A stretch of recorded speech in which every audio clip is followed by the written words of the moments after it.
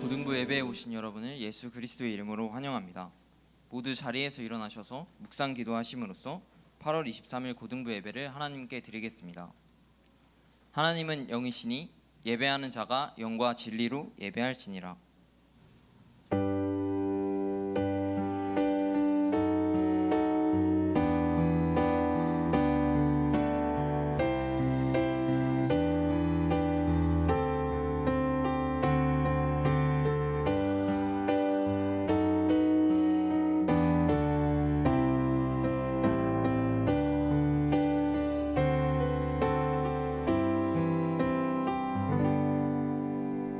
찬송가 90장을 하나님께 드리겠습니다.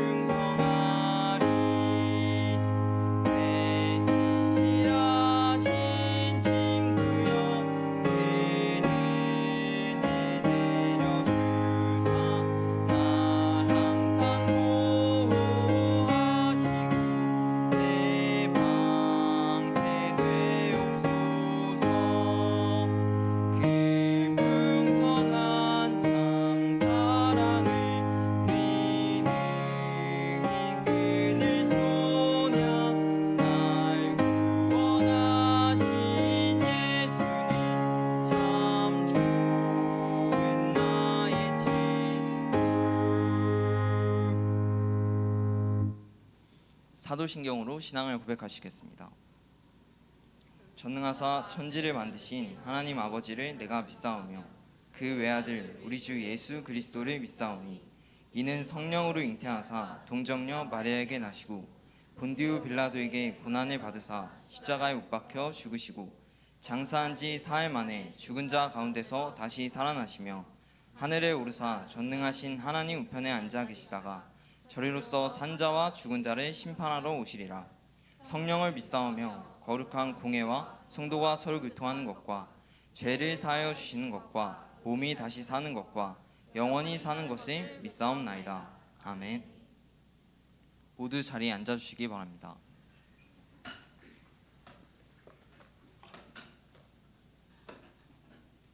찬송가 210장을 찬양하겠습니다. 말씀대로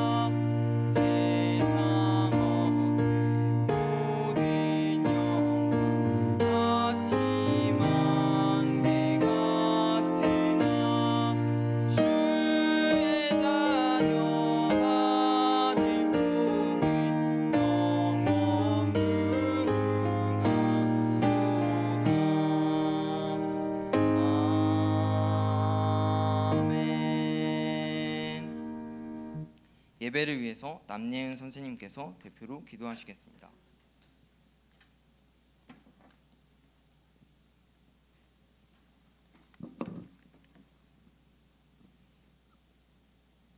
기도하시겠습니다. 성삼위 하나님, 허물로 죽었던 저희를 그리스도의 피로 함께 살리시고 측량할 수 없는 은혜로 구원하여 주심에 진심으로 감사를 드립니다. 지난 한 주간도 생명의 길로 인도하시고 주와 동행하는 형통의 축복을 주셨음을 감사를 드립니다. 이 시간 가장 행복한 예배자로 주님 앞에 나아가오니 저희의 영혼을 소생시켜 주시고 모든 염려를 주께 맡기고 그리스도의 평강이 우리의 마음을 온전히 주장하여 주옵소서.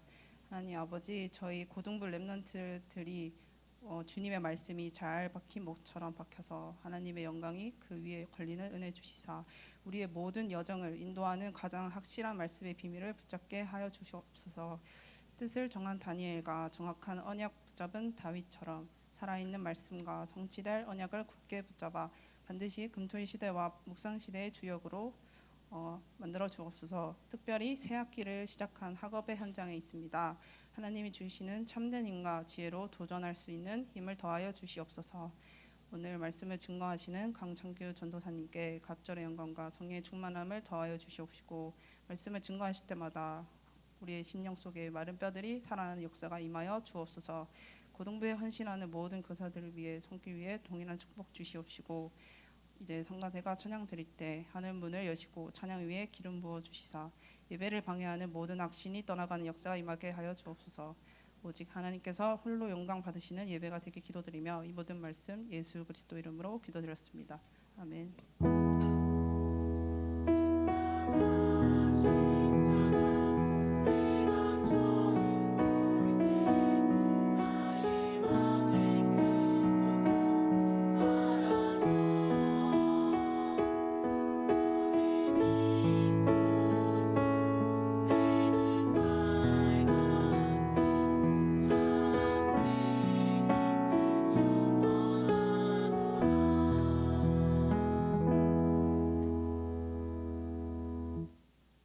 오늘 우리에게 주시는 말씀 사도행전 11장 19절에서 30절을 교독하겠습니다.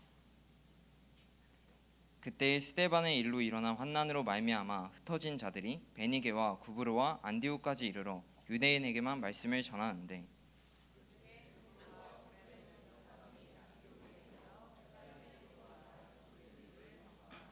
주의 손이 그들과 함께 하심에 수많은 사람들이 믿고 주께 돌아오더라.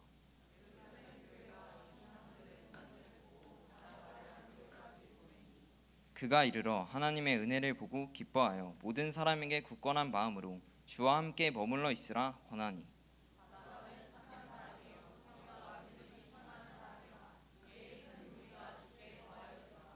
바나바가 사울을 찾으러 다소에 가서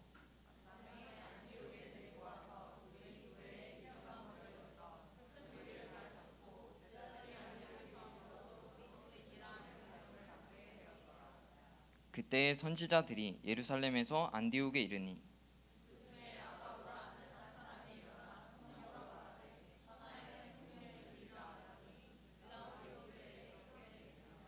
제자들이 각각 그 힘대로 유대에 사는 형제들에게 부조를 보내기로 작정하고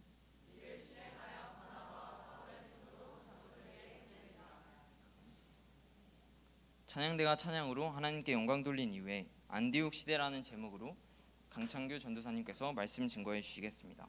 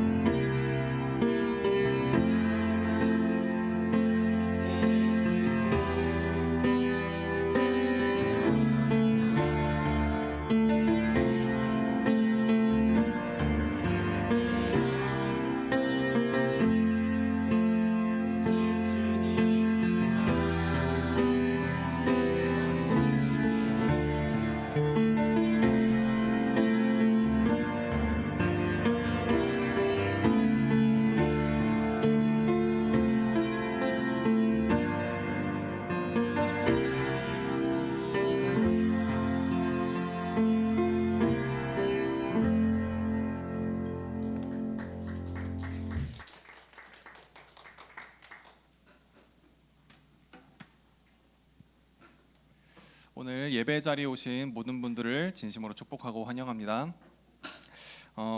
제가 대학생 때 수업을 듣는 경우가 있잖아요. 대학생 때는 여러분들처럼 50분 수업하고 10분 쉬고 이런 수업도 당연히 있는데요. 어떤 경우는 어떤 그 이수한 과목에 따라서 3시간을 연속으로 이제 한 과목이기도 합니다. 그때 이제 교수님이 50분 수업하다가 10분 쉬고 이렇게 하는 교수님도 계신가 하면 그냥 첫째 날 오리엔테이션 때 이제 서로 합의를 보고 자 우리는 2시간 반 동안 스트레이트로 달리고 그다음에 좀 일찍 끝내자 뭐 이런 경우도 있습니다. 자 그렇게 해서 수업을 쭉 이제 한 2시간 반을 집중을 하잖아요. 근데 보통 초반에는 내용이 되게 쉬워요. 아는 내용 하시고 되게 쉬운 개념 하세요.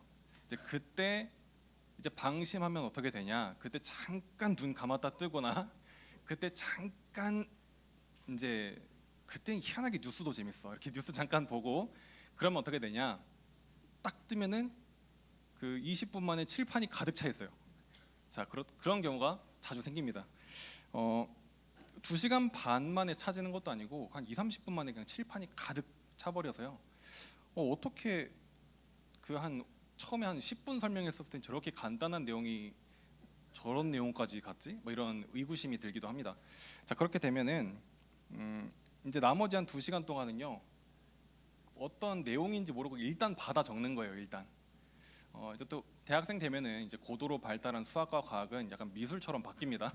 그렇게 되면 이제 이게 수학 기호인지 그림인지 막 그냥 적는 게 아니라 그리는 느낌으로 막 이렇게 적어요. 2시간 동안. 그러면 이제 어떻게 되냐? 이제 복습이 아니라 약간 독학하는 느낌처럼 공부를 하게 돼요. 그렇게 되죠. 근데 어느 날은 또 수업을 또 집중해서 듣습니다. 집중해서 들으면 처음엔 되게 지루해요. 아는 내용 계속 말하시는 것 같고 뭐 저번 주 했던 내용 또 말씀하시는 것 같고 뭐 그런데 쭉 수업을 집중해서 이렇게 듣다 보면 나도 모르는 사이에 저 내용까지 내가 혼자 공부했었으면은 모를 법한 내용까지도 이해가 되더라고요. 그렇게 쭉 그 수업의 흐름을 따라가다 보면요. 그렇게 되면은 복습한다는 식으로 했다가 이게 독학하는 그것보다 훨씬 에너지가 덜 들더라고요. 자 이런 것이 뭐냐면 이처럼 공부조차도 수업조차도 흐름을 타냐 안 타느냐로 엄청난 에너지 차이가 발생하고 또 어떤 그런 집중에 따라서 흐름을 탈 수 있느냐 안 트냐 못 트냐 흐름을 못 타냐 그리고 이제 막 독학처럼 해야 되냐 진짜 복습처럼 해야 되냐 이런 것이 나뉘더라고요. 또 집중해서 그런 수업의 흐름을 타다 보니까 내가 지금 어디까지 이해되고 있고 어디는 내가 지금 좀 이해가 안 되고 있구나도 보이더라고요. 근데 이게 집중 못하고 그냥 막 아무 생각 없이 받아 적으면 내가 어디까지 알고 있는지도 파악이 안 돼요. 내가 지금 어디 정도까지 내가 와 있는지도 잘 파악이 안 됩니다. 하물며 이런 공부마저도 흐름이 있는데 우리가 사는 삶, 어떤 경제, 어떤 문화 이런 모든 것들에게도 흐름이 있다라는 겁니다. 오늘 서론에서 이 흐름에 대해서 같이 한번 얘기해 보도록 하겠습니다. 오늘 제목은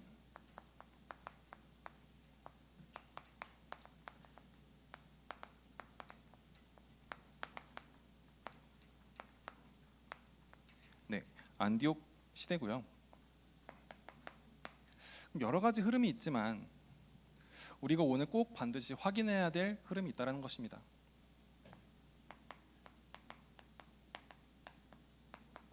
다섯 가지 흐름인데요. 첫 번째 뭐냐?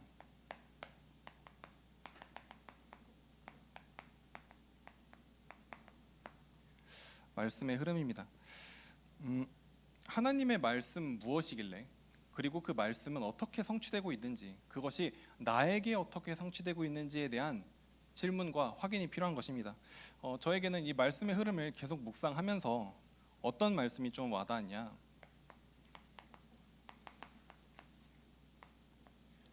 마태복음 5장 18절의 내용이 저에게는 이 하나님의 말씀에 대해서 제가 정리된 부분이고 편집된 부분입니다. 5장 18절이 무슨 내용이냐? 하나님의 말씀은 1.1획도 바뀌지 않고 모든 것이 다 성취된다는 것입니다. 하나님의 말씀은 반드시 성취된다.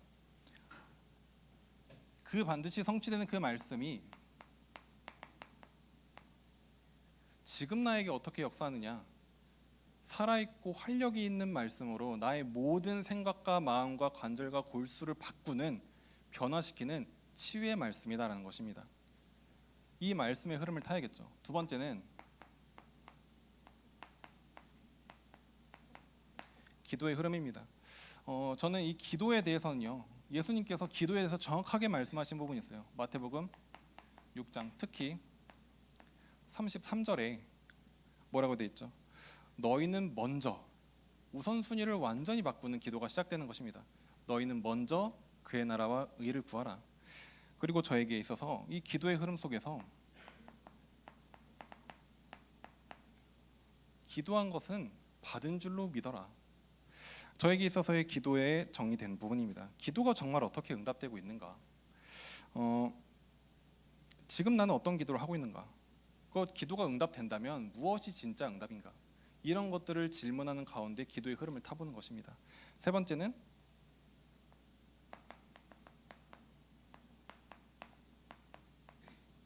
전도의 흐름입니다. 제가 붙잡은 말씀은 예수님께서도 딱 하나님께서 말씀하신 부분인데요. 사도행전 나의 전도, 각 개인 개인에게 세팅된 전도가 있거든요. 사도행전 9장 15절에 보니까 이제 바울을 불렀었을 때 하나님께서 이 바울은 아나니에게 얘기하죠. 나의 택한 그릇이다. 우리 모든 개인 개인을 하나님께서 여러분들을 향한 계획을 가지고 택하여 부르신 것입니다. 그러면서 나의 전도는 어떤 전도냐? 이면 계약이 있는 전도라는 거예요. 나의 전도, 나의 현장, 나의 현장을 향한 나의 전도, 이면 계약이 있다는 것입니다. 자, 그리고 현장에도 흐름이 있다. 어떤 흐름이냐? 마태복음 9장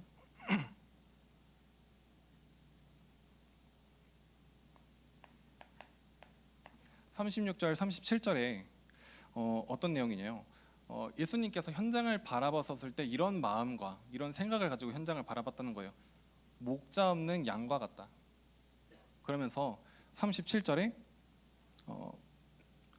추수할 것은 많은데 일꾼이 없다. 우리 좀 반대로 생각하죠. 일꾼은 많은데 추수할 게 없다라고 생각하는데 예수님은 반대로 말씀하십니다.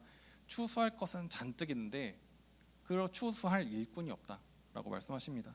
우리가 어떤 눈으로 현장을 보고 있는가라는 이 현장의 흐름 속에 우리가 확인하고 들어가야 될 줄 믿습니다. 또 두 번 그리고 예수님께서 또 말씀하십니다. 누가복음 6장 39절에 예수님이 바라보는 현장의 상태요. 맹인이 맹인을 인도하고 있는 것 같다. 그러니 앞선 맹인이 구덩이에 빠지면 뒤따라오는 맹인도 같이 빠지는 예수님이 바라본 현장인 것입니다. 우리가 지금 바라보는 현장의 흐름, 어떻게 현장을 바라보고 있습니까? 이것을 우리가 정말 영적인 관점을 가지고 바라볼 수 있어야 될 줄 믿습니다. 다섯 번째,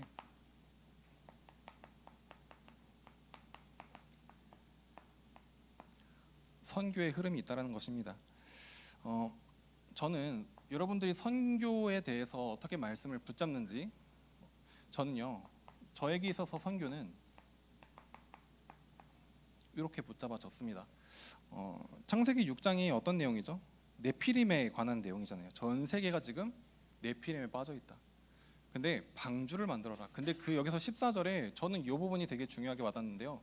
너를 모든 사람을 위하여 방주를 만들어라가 아니라 너 자신을 위하여 방주를 만들어라. 선교는요, 다른 사람 막 살린다, 그것도 당연히 맞는데요. 선교는 내가 사는 길입니다. 그래서 여러분들이 선교한다라는 것이 너무 나에게 멀게 느껴지고 조금 동떨어지는 게 아니라요, 선교가 내가 사는 길입니다. 오늘 그 중심이 회복되는 시간 되길 바랍니다. 또 사도행전 13장 48절에 어떤 말씀이냐, 너무나도 익히 들었던 말씀이죠. 이방인들이 다 듣고 뭐라고 돼 있어요? 하나님의 말씀을 찬송하고 영생 주시기로 작정되는 다 믿더라. 모든 나라, 모든 민족에게 작정된 자가 다 있다라는 것입니다. 제가 생각하는, 제가 좀 붙잡고 편집된 선교의 흐름입니다. 여러분들이 지금 뭐 너무나도 수많은 말씀과 성경 말씀이 있겠지만 저에게는 뭐 좀 두 개씩만 좀 추려서 전달했는데요. 여러분들도 이 흐름 속에서 나에게 답이 되어지고 정리되어지고 편집되어지는 말씀을 붙잡기 바랍니다. 오늘 그 속에서 이 흐름 속에 있는 자를 하나님은 쓰실 수밖에 없죠. 이 5가지 흐름은요, 확인만 해도 된다라고 말씀하세요. 왜냐? 이 흐름에 있는 것이 하나님이 가장 원하는 것 속에 있는 것이거든요. 그래서 오늘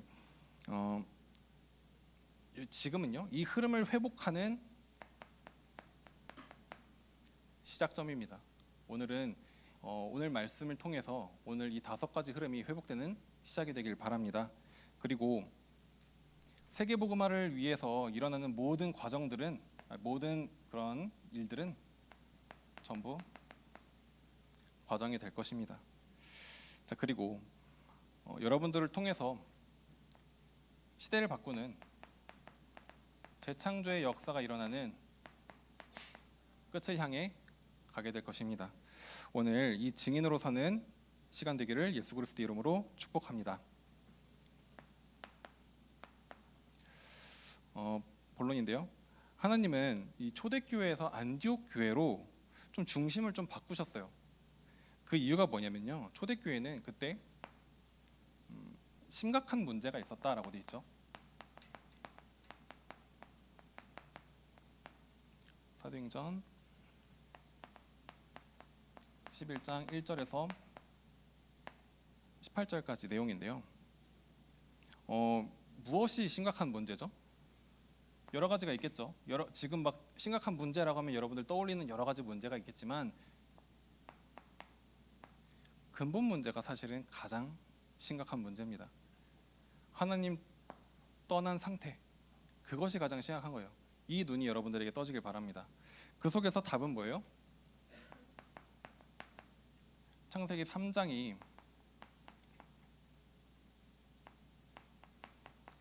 창세기 3장에 하나님을 떠난 것이 진짜 정말 심각한 문제라면 그 속에서 답은요, 여자의 후손 예수 그리스도인 줄 믿습니다. 두 번째, 그렇다면 오늘 초대교회에 일어났던 문제인데 초대교회가 심각한 문제를 갖고 있었잖아요. 그거는 복음 몰랐다는 것이 아닙니다. 초대교회에게 각인된 것이 있었다는 것입니다. 무엇이 그렇게 잘못했길래 심각한 문제라고까지 표현을 하냐? 복음 가진 자에게 있어서 심각한 문제는요. 아까 이제 찬양에서도 같이 나왔지만 하나님과 방향 맞추지 못하는 것이 심각한 문제인 것입니다.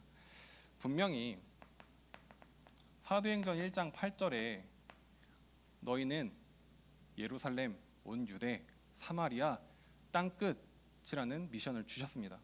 자, 그런데 그걸 가지고 14절에 오로지 기도에 힘썼어요. 마가다락방에 가서 제자들이 다 모여서 하나님께서 주신 말씀 가지고 막 집중하고 막 기도에 힘썼는데 오늘 그 본문 사도행전 11장 전에 10장에 10장 28절에 그런 또 어떤 고넬료라는 사람과 이제 만남이 이루어집니다. 그래서 그 만남을 통해서 복음을 전하게 되는데요. 28절에 베드로가 말하는 겁니다. 유대인으로서 이방인과 교제하며 가까이 하는 것은 위법이긴 하지만 법이 좀 위법이긴 하다. 법을 안 되긴 하지만 하나님께서 지시한 거니까 이번은 괜찮다라고 하면서 복음을 전해요. 그러니까 베드로도 그 법이라는 그 울타리 안에서 복음 전하는 것이 주저가 되고 있었던 것입니다. 또 10장 45절에 보니까 또 어떤 말씀이 되어 있냐? 베드로와 성도들이 그 이방인들에게도 성령이 임하는 것을 보고 놀랐다라고 되어 있어요. 분명히 이방인들까지 복음을 전하라고 미션 줬는데 막상 이방인들이 복음 전하는 거 보니까 놀란 거예요. 그러니까 사마리아 땅 끝까지에 대한 부분이 사실은 붙잡아지지 않았던 거였죠. 11장 1절에서 2절 보니까 이 소식을 듣게 된 거예요. 어떤 다른 이제 사도들과 그 성도님들이 듣고 나서 바로 베드로를 막 뭐라고 합니다. 왜 이방인에게 복음 전했냐? 왜 이방인과 어울렸냐?라고 뭐 다른 사람이잖아. 다른 사람이 막 뭐라고 한 게 아니라 사도들이 그렇게 베드로와 그 성도 복음 전한 성도들을 두고 왜 법을 어겼냐라고 공격하는 장면입니다. 자, 오늘 이게 우리가 말씀을 일부러 제한돼서 붙잡으려고 한 게 아니잖아요. 분명히 하나님께서 사도행전 1장 8절 말씀 주셨을 때 분명히 예루살렘 온 유대 사마리아 땅 끝까지 분명히 언약 붙잡고 분명히 막 기도했을 텐데 기도했겠죠. 유언처럼 남기고 하셨는데 가장 최후의 마지막에 메시지 주셨는데 그것을 그냥 대충 하지 않았을 거예요. 분명히 철저하게 주신 말씀 가지고 집중했을 것입니다. 그런데 왜 자꾸 이 부분에서 내가 그 사마리아 땅 끝까지가 되지 않느냐? 우리도 모르게 먼저 각인된 것이 있다라는 것입니다. 우리도 모르게 하나님의 말씀을 하나님의 말씀 그대로를 붙잡지 못하게 만드는 사단의 망대가 우리 안에 있다는 것입니다. 오늘 그래서 어떻게 이 근본과 각인을 어떻게 치유하죠? 그냥 조금 개선하는 것이 아니라요, 완전히 재창조로 치유해야 되는 것입니다. 내 능력으로 이게 각인된 것 발견이나 되겠습니까? 아브라함도요, 처음에 갈대아우를 떠났을 때 본토 친척 아비를 떠나라 했는데 본인도 모르게 조카 데리고 나가요. 나도 모르는 사이에. 그래서 이제 아예 인지조차 안 되는, 문제가 문제로 보여지지도 않는 것이 사실 우리거든요. 우리 안에 나도 알지 못하는 각인된 것들이 얼마나 많은데요. 그거는 내가 하나하나 다 발견하고 찾아내서 이래서 바꾸는 게 아니라요, 완전히 재창조로 치유되는 것입니다. 언약 정확하게 붙잡을 때 비로소 절대 망대가 세워지는 것입니다. 초대교회가 지금 이 부분에 있어서 각인된 것들을 발견하지 못하고 계속 거기에서 탁탁탁 걸려요. 정말 될 듯 안 될 듯 인도받고 그냥 막 달리고 싶은데 나도 모르게 각인된 부분 때문에 막 쭉쭉 나가지 못하고 계속 브레이크 잡히는 겁니다. 그러니 하나님은 절대 망대를 세운 안디옥 교회를 쓰실 수밖에 없었던 것입니다. 오늘 하나님께서 사마리아 땅 끝까지 언약 정확하게 붙잡은 안디옥 교회를 통해 시간표를 옮기셨듯이 하나님의 말씀을 하나님의 말씀으로 붙잡는 우리 안에 하나님의 절대 망대가 세워지는 그 응답 속에서 정확한 인도받는 시간 되기를 바랍니다.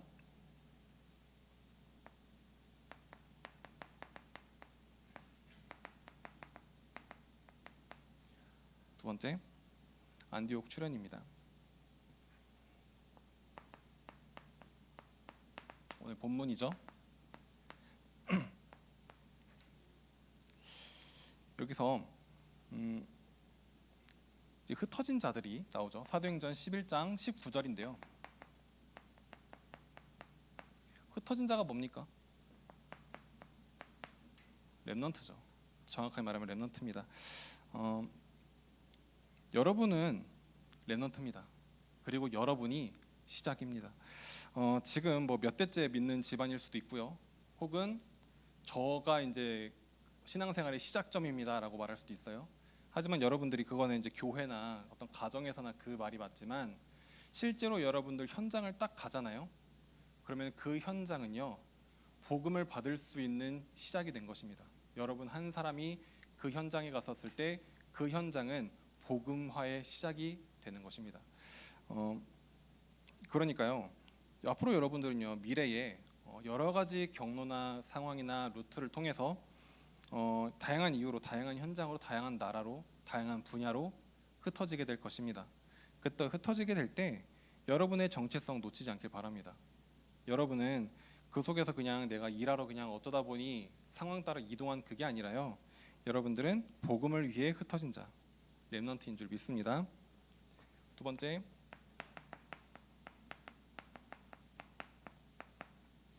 스데반의 일이라고 나와 있죠. 스데반의 일이 뭡니까? 스데반이 뭘 일했죠? 사도행전 7장 전체가 스데반의 설교 내용입니다. 자, 스데반은요, 중요한 순간에 중요한 결단을 할 수 있는 힘이 있었어요. 생을 걸고 세계복음화의 기념비를 세운 것입니다. 우리가 한 번 왔다 가는 중요한 삶을 가지고 무엇을 남기고 가겠습니까? 우리는 세계복음화를 위한 기념비를 세우는 것이어야 될 줄 믿습니다. 세 번째, 이때 바울이 등장하죠. 사도행전 11장 25절, 26절 이렇게 바울이 등장하게 됩니다. 바울의 여정을 보면요, 이 스데반의 마지막 설교 때 바울이 있었어요. 그리고 바울이 어떤 공증으로 서는 장면까지 나옵니다. 그 상황에서 바울은 스데반의 그 순교한 이후로 다른 막 기독교인을 막 잡으러 가다가 다메섹이라는 지역에서 하나님을 만나고 완전히 회개하는 장면이 나옵니다. 자, 그럼 회개하는 그 순간 속에서 회개하고 막 인도받는 게 아니라요. 회개하고 어떤 공격받고 쫓기는 그런 상황에서 고향으로 내려가서요. 이제 신학자마다 조금 다르지만 약 10여 년 동안 고향에서 내려가서 중요한 시간들을 보내고, 기록에 나와 있지 않지만 복음이 완전히 내 모든 것을 바꾸는, 각인된 것을 치유하는 시간을 저는 가졌다고 보거든요. 그 각인된 시간을 바꾸는 시간을 가졌죠. 그러다가 언제 다시 바울이 또 등장하게 되냐, 이 초대교회에서 안디옥으로 시간표가 전환이 될 때, 전환되었었을 때 또 바나바라는 전도자를 통해서 바울이 다시 안디옥으로 인도받게 되는 것이죠. 이거는요, 어떤 사람의 작전, 전략, 계획으로 되는 과정은 아닙니다. 이건요, 하나님의 절대 여정 속에서, 하나님의 정확한 시간표 속에서 되어지는 일들입니다. 오늘 세계복음화는요 전략이 아닙니다. 세계복음화는 언약입니다. 오늘 언약 붙잡고 있으면요, 하나님은 우리의 모든 여정 완벽하게 인도하실 것입니다. 그러니 미래 걱정하지 않기를 바랍니다. 언약은 성취되어 왔고, 언약은 성취되고 있고, 언약은 성취될 것입니다.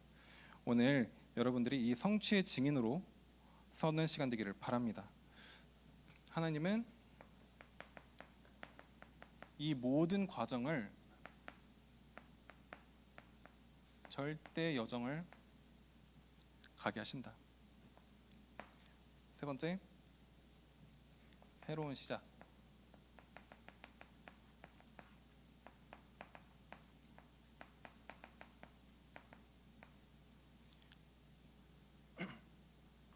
흩어진 자들이 뭐를 가지고 이렇게 흩어졌겠습니까?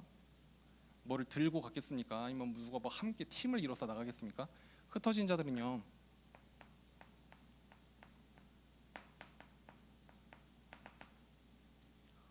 Nobody Nothing으로 시작한 것입니다. 이 Nobody Nothing이 정확한 시작인 줄 믿습니다. 우리 안에 Nobody Nothing으로 해갖고 진짜 막 아무것도, 이게 아니라요,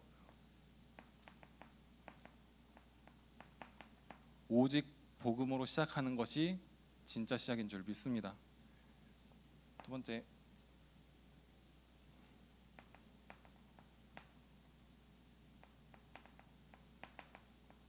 비슷한 본문인데요, 오직 붙잡았었을 때 이때 어떤 일이 일어나느냐,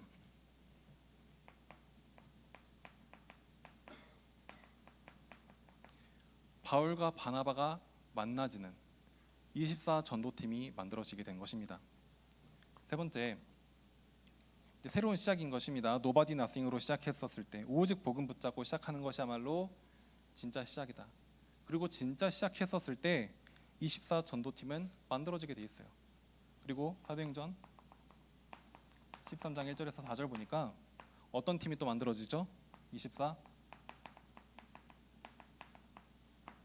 선교팀이 만들어집니다. 이것이 우리가 회복해야 될 절대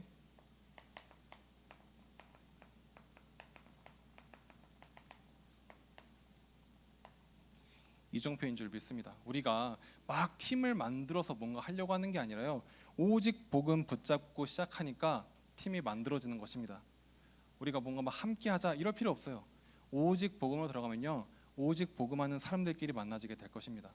그 속에서 하나님께서 인도하시는 이정표를 따라갈 때 진정한 만남, 진정한 시작 회복하게 될 줄 믿습니다. 자, 결론입니다. 자, 그래서 그렇다면 지금 이 시대에 하나님께서 지금 원하시는, 나에게 원하시는 것이 무엇일까를 질문해 볼 수 있는 거죠. 지금 이 시대 하나님께서 나를 통해서 원하시는 것이 무엇일까를 말씀 속에서 확인하고 묵상해보고 편집하고 정리해보는 것입니다.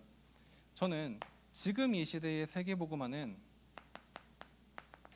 섬시대다라고 저는 붙잡아 줬거든요. 무슨 시대죠? 삼뜰 시대, 금토의 시대,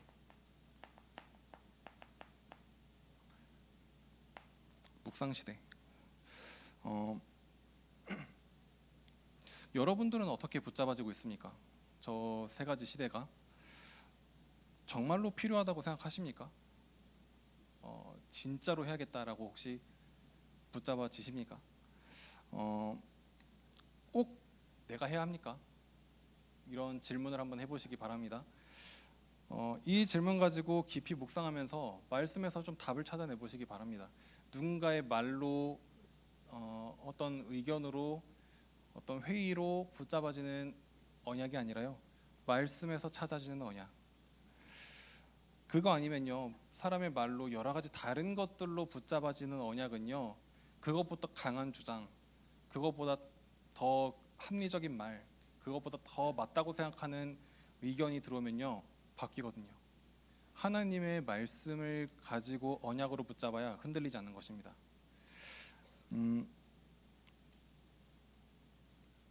이 부분이 어쩌면 메시지로 계속 나오기 때문에 언약으로 붙잡아진다든지 혹은 지금 우리 교회에서 하니까 붙잡는다든지 그것도 당연히 좋고 감사한 일이지만 말씀을 가지고 내가 이 언약을 정확하게 붙잡는 은혜가 있길 바랍니다.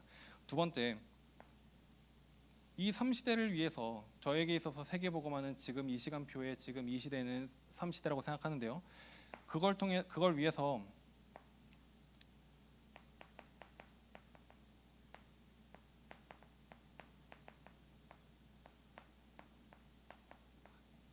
숫자 나오니까 좀 헷갈리죠.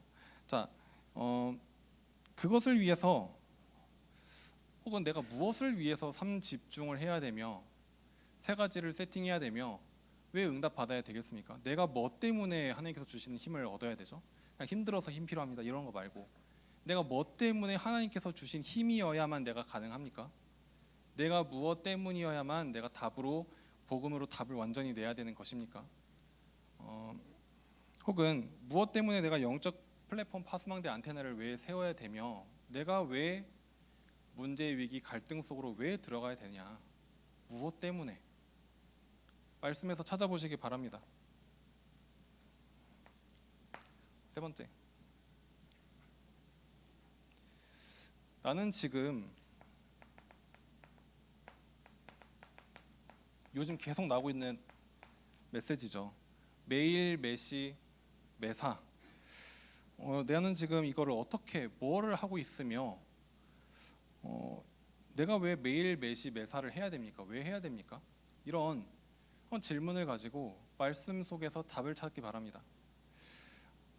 메시지는 이미 다 나왔어요. 매일은 뭐 나를 살리는 기도, 현장 살리는 기도, 300%를 찾는 매사 여러 가지 메시지로는 다 나왔지만 그 메시지와 진짜 내가 매일 나를 살리는 기도 이게 필요합니까?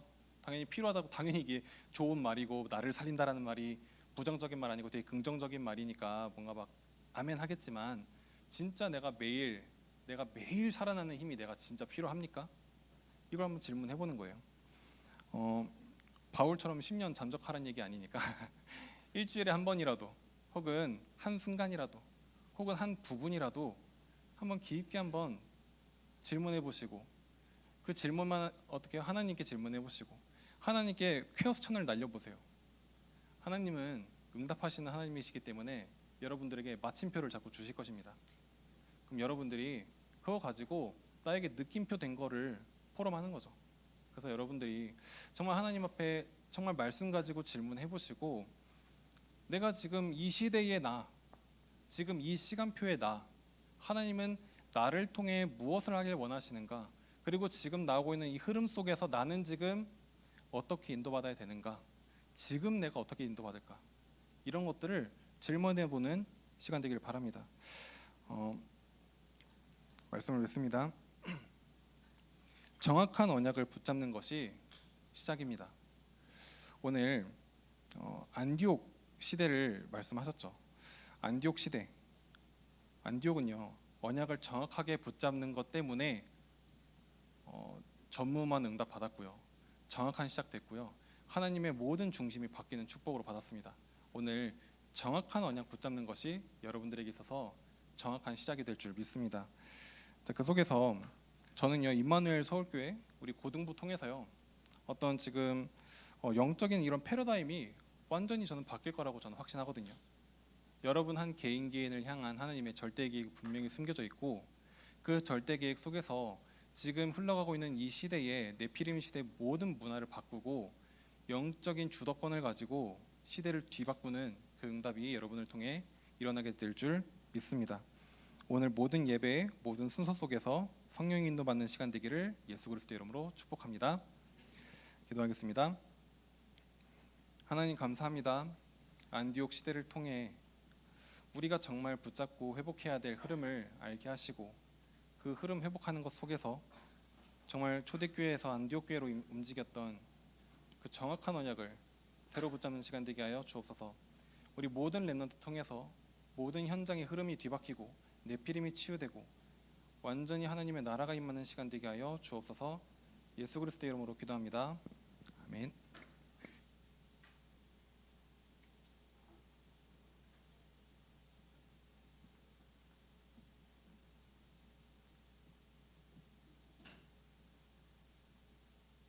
받은 말씀 가지고 잠시 묵상하는 시간을 가지도록 하겠습니다.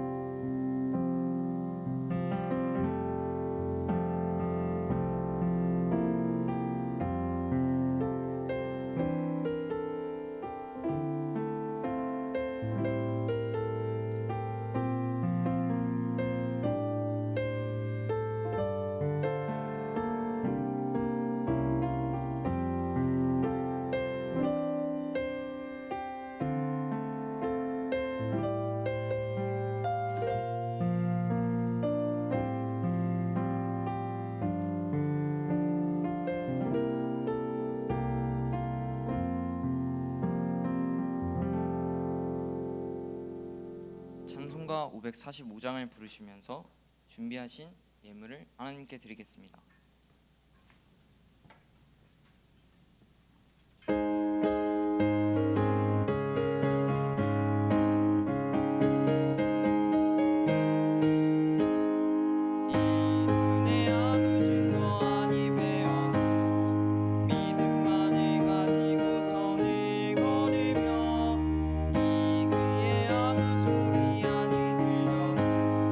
하나님의 약속 위에 서리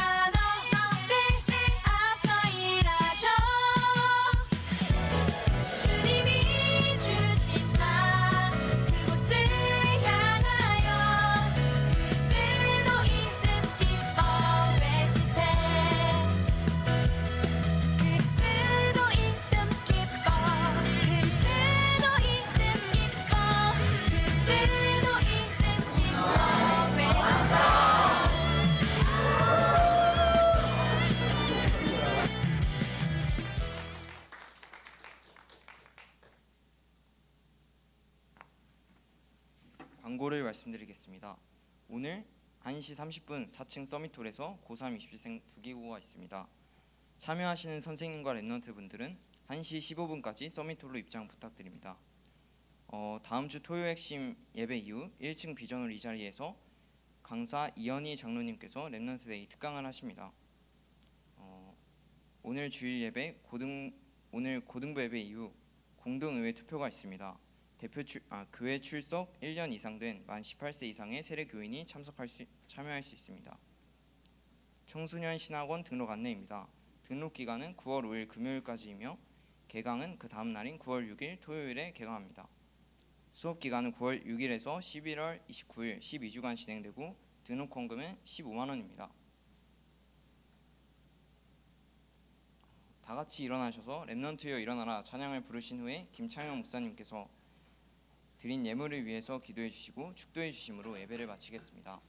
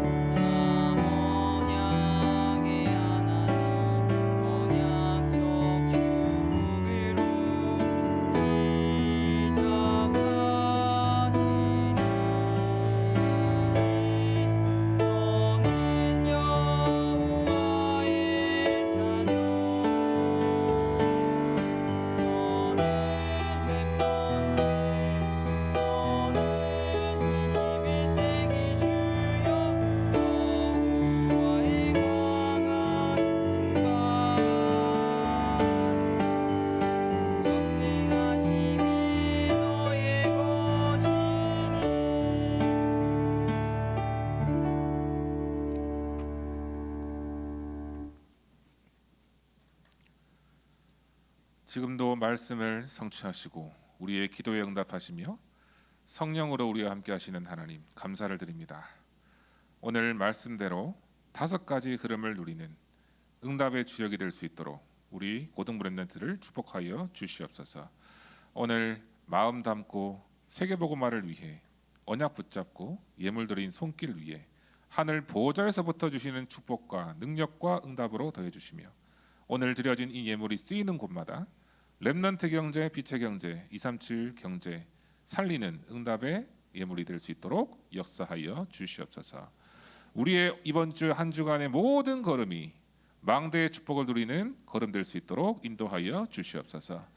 이제는 우리 구주 예수 그리스도의 은혜와 하나님의 무한하신 사랑하심과 성령님의 내주 인도 교통의 역사하심이 5가지 흐름을 기도 속에서 누리며 현장에 빛을 비추며 학업을 통해 시대 살리길 원하는 우리 모든 고등부 랩런트들과 또한 교사분들과 학부모님들 머리 위에 속해 있는 가정과 현장 위에 이제로부터 영원까지 항상 함께 계실지어다. 아멘.